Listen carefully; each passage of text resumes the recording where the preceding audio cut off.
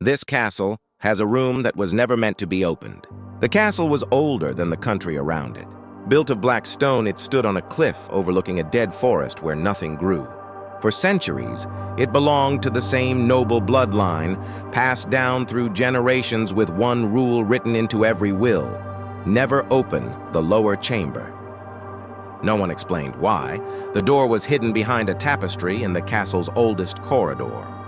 Thick iron, no handle, no keyhole, just a seal carved into the stone frame, symbols no one could read.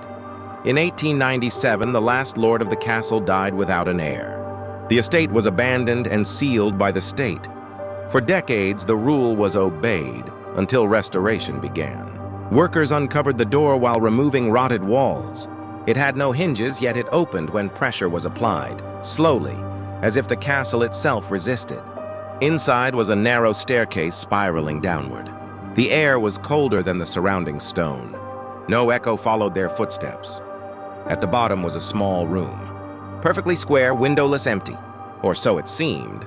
In the center of the floor was a circular mark, scratched deep into the stone.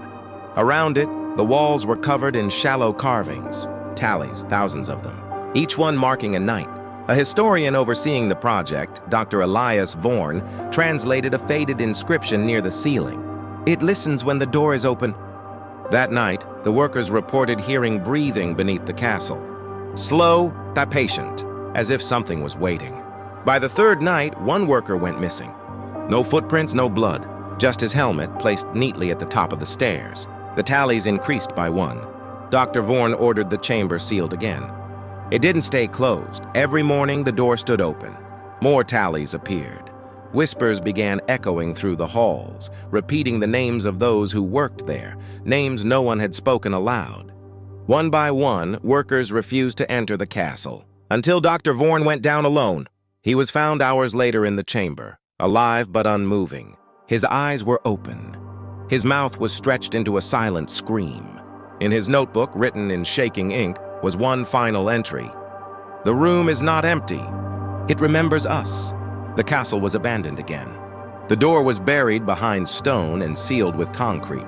But visitors still report something strange. At night, a single window glows deep within the cliff, where no window should exist. And sometimes, if the wind is right, you can hear counting.